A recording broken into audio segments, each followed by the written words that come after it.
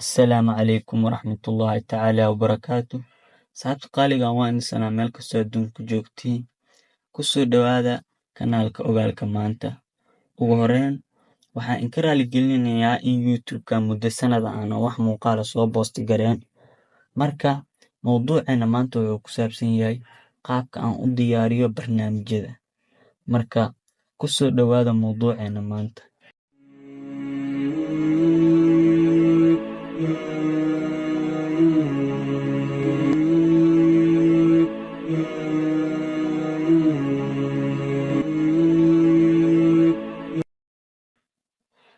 Marka koowaad, markaan barnaamij diyaarinayo ama qof kastoo naga mida oo howl qabanayo, waxa ugu muhiimsan waa fikrad. In ay fikrad ku soo dhacdo, kadibna fikraddaas uu beddelo shay camali ah, shay dhulka yaalla oo la taaban karo. Markaan mowduuc sameeyaa, shayga ugu horreeya ee ugu soo dhaco waa fikrad. Kadib markaas in aan baaro mowduucaas wax ku saabsan, anigoo ka baaraya meelo kala duwan. Markaan soo helo mowduucii aan dadka u soo gudbin lahaa, waxaan sameeyaa in aan mowduucii qoraal ahaan ka dhigo. Haddii aan ku qori lahaa warqad ama haddii aan ku qori lahay kombiyuutar. Markii aan qoro mowduuca, tallaabada xigta ee aan sameeyaa waa in aan duubo mowduuca anigoo cod ahaan u duubaa. Aniga ahaan, markaan codka duubaa waxaan ku duubaa application la Audacity. Waa free, Google-ka ayaa ka degsan kartaa, ama waxaa kaloo ku duubi kartaa application-ka Voice Recorder. Waa application ku soo dega mobilada oo aad codka ku duubi karto. Marka aan codka duubo oo aan ka jarjaro waxyaabihii qaladaadka ku jiray, tallaabada xigta waa in aan soo raadiyo muuqaallo ku habboon waxa aan ka hadlaa markaas.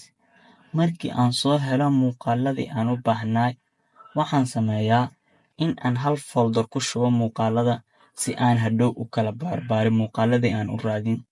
Kadib markaas, in aan jarjaro muuqaalada anigoo isticmaalay application-ka muuqaalada lagu edit gareeyo ee Adobe Premiere Pro, ama haddii kale waxaa isticmaali kartaa Vegas Pro. Ama haddii aadan haysan kombiyuutar, waxaa kaloo isticmaali kartaa application-ka CapCut oo asina ah ilaa heer mid iska fiican. Kadib marka aan muuqaalka editing-kiisa dhammeeyo oo aan save gareeyo, markaan waxaan sameeyaa thumbnail-ka. Thumbnail-ka waa shay ka muhiimsan muuqaalka aad soo gudbinayso. Haddii thumbnail-ka aad muuqaalkaaga saaran oo yahay thumbnail aan dadka qancin, dadka ma daawanayaan muuqaalkaaga. Waxaa lagaaga baahan yahay inaad thumbnail qurxoon aad saarto muuqaalkaaga si uu dadka indhahooda u sii jiito. Aniga ahaan, thumbnail-ka markaan sameeyaa, waxaan ku sameeyaa application-ka Adobe Photoshop, ama waxaa kaloo isticmaali kartaa application-ka Pixellab oo asina ah mid aad u fiican oo wax badan iga saaciday. Marka aad thumbnail-ka samayso, waxa kaliya kuu dhiman ayaa ah in aad muuqaalka soo geliso YouTube-ka. Muuqaalkan ayaan jeclaystay inaan maanta inii soo gudbiyo. Tusaale ahaan, waxaan maanta dhan idiin sharxay haddaan psychopath ahaana. Horta marka ugu horeydo waa inaad ka fikirtaa mowduucin, kadibna Google-ka imaataa. Hadda tusaale ahaan, aniga hadda waxaan ku qoraa sida nafta loo horumariyo. Website-yo badan ayaa kuu soo baxa ayaka dhan indha. Hadda aniga tusaale ahaan oo kale, kan ayaan arkay oo ah 10 talo oo naftaada ku horumarin karto maalin kasta. Marka kan waa fiirinaa mowduucan u akhrinaa, kadib copy ayaan leeyahay. Copy markii aan dhaho, intaan oo qofkan xogtiisa la xiriirto waa iska reebaa, kadib Control+C ayaan leeyahay. Markii aan copy dhaho mowduucii aan u baahnahay in soo copyaysto, Google-ka waa ka soo baxaa, waxaan imaahaa Word-ka. Word-ka markaan imaado, paste ayaan ku leeyahay anigoo shortcut-ka isticmaalay Control+V. Hadda waa kana intaan kusoo paste gareeyay. Marka waxaan sameeyaa haddii wax qaladoo kale ay ku jiraan, waxaan u sameeyaa kala qaybo si hadhow tusaale ahaan oo kale markii aad meesha ka akhrine aad neef u hesho. Haddii aad wax dhan isku wada xiriirido, neef heli maysid. hadhow neef ayaa ku qabanaysa. Marka waxaa loo baahan yahay inaad qayb ka dhigto. Hadda meeshan ay ku qoran tahay tusaale ahaan inaad wanaajiso naftaada waa inaad soo dejidaa baaragraaf qayb ka dhigtaa. Hadda marka waxaa sameeyay waa dulmare waa fiirine ayaka dhan markaa fiiriso aragtid inaysan wax qalada ku jirin hadhow waa in hal mara akhrine ama 2 mar si hadhow markii aad duube akhrine iskaaga qaldan. Hadda kan waa application-ka indhaha Audacity ayaa lahaa oo codka lagu sameeyo. Haddii cod hore meelka lagu soo duubatay jirto file ayaa leedahay kadib new ayaa leedahay. Haddii laakiin aysan jirin cod hadda aad duubto oo yahay meeshas guduud ayaa ku dhufanaysaa. Tusaale ahaan saan codka ayuu ku duumoyaa. Marka waxaa jiro meel codka ah iyo meel hawo ah. Hadda tusaale ahaan oo kale markuu saan u duumo waa joojinaa markaa codka duubtid inta sirta aan calaamadeeyay ayaa waxay tahay codka iyo intaas ugu dambeeyay oo aan calaamadeeyay waa codka. Intaan kala dheerka u jeedid waa hawo ama waa noise reduction. Marka waxaan sameeynaa waa inaan ka jarnaa aan highlight dhahnaa kadibna aan cut dhahnaa. Saa u wada jeedid dhinacana qaybtan dambe way ugu jirtaa dhinacan kalena way ugu jirtaa. Marka waa inaan labada dhinacba ka jarnaa si codkeena oo hawo u yeelan oo u kala fogaan. Waa inaan cut dhahnaa laba dhinac. Right click ayaa highlight saareen, right click ayaa leedahay kadib cut ayaa leedahay. Markaa jirtid waa kana codkii inta ay ku soo gabagabeysmaa intaan bis ayuu noqonaa. Marka ani codka wax kala maba ku sameeyo wixii qaladaada bis ayaan ka jaraa. Hadda waa kana codkii dheeraay oo hawada iyo neefta ku jirtay intaan bis ayaan ka soo reebay. Marka waxaa sameeyay waa save gareey codka. File ayaa leedahay kadibna waxaa leedahay export mp3.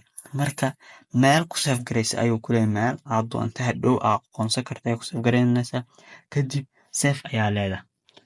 Hadda codkii waa save gareeday waxaa kuu dhiman in aad hagaajido thumbnail-kii adigoo isticmaalaysa hore in kugu soo sheegay application-ka Photoshop ama midka mobile ku jiro ee Pixel. Hadda waa kana Photoshop waa soo furay new file ayaa leedahay. Kadib waxaa lagaaga baahan yahay inaad doorato cabirka 1280 oo lagu dhuftay 720. Meeshasna waxaa lagaaga baahan yahay inaad ka doorato pixels. Kadib waxaa leedahay create.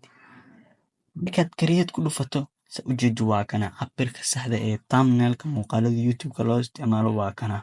Hadda tusaale ahaan oo kale aniga hadda wax gooniyo micno ku sameeyay tusaale ahaan in ku tusaa waxaa sameeyay sawir iyo waxbaan iskaga sameeyay waxbaan iskaga dul qoraa. File ayaa leedahay kadib waxaan rabaa inaan sawir soo geliyo place link kadib waxaa ku dhufanaysaa meesha uu kugu jiro sawirka aad rabtid inaad soo geliyo. Hadda tusaale ahaan meeshaan sawir ku jiro afan muuqaal ayaan ku dhuftay. Place link ayaa leedahay markaad rabtid inaad sawir soo geliyo waxaa leedahay file kadib place link meesha waxaad tagaysaa oo kugu jiray sawirka meesha sawirka kugu jira tagaysaa. Hadda waxaan rabaa sawirka loogadeena inaan soo geliyo waa dooranaa kadib waxaan leeyahay place. Saa u jeedid waa kana sawirka loogadeeda uu soo galay balse waxaa la iga baahan yahay in aan yareeyo sawirka. Marka aad sawirka saan u yareydo haddana waxaa sameyn kartaa qoraal ayaa ku qori kartaa. Text ayaan taabanayaa kadibna meesha aan u baahana inaan qoraal ku qoro ayaan taabaa. Hadda tusaale ahaan oo kale waxaan ku qoraa naftaada ka adkaa tusaale ahaan oo kale. Marka naftaada ka adkaa ku qoro waa hadda saa u jeedo farta shaashada dhan ayay la eg tahay. Waa in aan yareeyaa farta. Aan fartan fontiska nooceeda bedelaa. Nooca rabta ayaa ka dhigan kartaa. Hadda tan regular ayaa saaran. Waa in aan boldi waxaas saaraa tusaale ahaan oo kale waay. Sida u jeedid markii boldiga la saaro oo yaro muuqatan oo size-keeda aad u weyn yahay waxaan ka dhiganayaa 12. Saa u jeedid hadda farti waa kana waa soo habeeyay farti kalarkeeda waa bedelay. Farti waa tan waa sameeyay.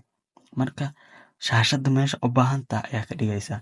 Hadda tusaale ahaan oo kale haddana waxaan ku soo daraa shape waxaan tusaale waay waxaa lagaaga baahan yahay adiga sida ugu wanaagsan aad ku sameysan karto inaad u sameeydo.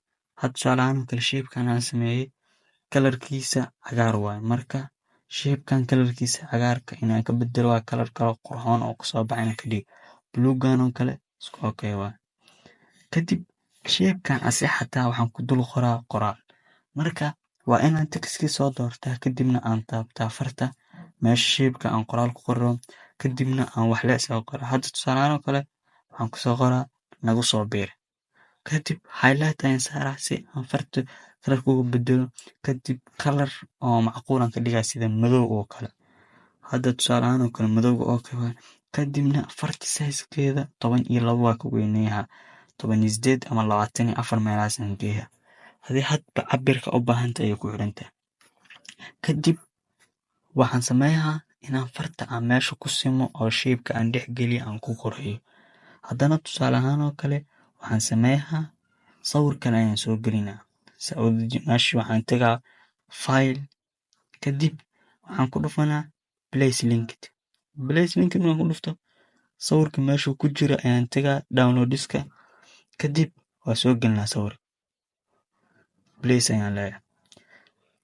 Hadda tusaale ahaan oo kale sawir iska magaalo waaye kadib waa yareeyaa sawirka shashada dhan ula wada ekaan. Intii macquula aan u baahanahay ayaan ka dhigaa. Markaan sawirka intaas ka dhigo oo meesha ku simo hadda tusaale ahaan oo kale laba sawiraan soo geliyey 2 qoraal oo ku qoray. Marka sawirka meesha geeska oo gees ku xigto ayaan dhigaa maadaama uu yahay sawir magaala wax micno sameeyeen haddana aan thumbnail aan u baahana use ahayn. Markaa meesha gees ku sameeyo haddii aad u baahantahay wax kale kusii qori kartaa waxyaabo kale saari kartaa. Marka haddeertaan aniga saan ayaan ku save gareeyaa. Hadda waxaan ku dhufanaa export kadibna export as ayaan ku dhufanaa. Export as markaan ku dhufto waxaan sameeyaa wuxuu ku leeyahay wuxuu ku geeyaa meel intee lagugu save gareeyaa ayuu ku leeyahay. Meesha lagugu save gareeyaa waa inaad adi doorataa meel hadhow hore ka heli karto inaad raadida aad u baahnayn. Markaa ku dhufato wuxuu ku tusaa meesha lagugu save gareeyaa iyo magac lagugu qoraa. Kadib save ayaa leedahay wuxuuna ku sheegaa in PNG ahaan lagugu save gareeyaa. Hadda sawirka lagu save garey rabo wuxuu ku tusaa cabirkiisa intuu yahay iyo intuu asi leeyahay. Marka haddeertaan wuxuu ku leeyahay magac ku qor. Waa inaad tusaale ahaan oo kale magac hadhow markaa meesha ku qorto hore ka heli kartaa ku qortaa. Kadib save ayaa leedahay. Waa inaan soo baarnaa sawirkii aan hadda hagaajinay waa inaan soo raadinaa waa inaan file ku dhufanaa kadib meesha hadda aan ku save gareynay waa inaan ka fiirinaa downloadska ayuu ku jiray dabcan saan u maleeyaa hoos ayuu yaalaa. Marka sawirka adiga waxaa lagaaga baahan yahay wixii sida adiga kula qurxoonaan karto inaad u sameydo. Dabcan sawirka u hooseeya waa kaas. Marka sawirkan hadda tusaale ahaan oo kale adiga waxaa lagaa rabaa qaabka qurxoon inaad u sameyso. Hadda waa kana sawirka hadda falfalaadka aan u sameeyayna waa. Marka intaas ayaan jeclaystay inaan maanta inii soo gudbiyo. Waa ku mahadsantihiin daawashada muuqaalkan aad daawateen. Mac salaamo.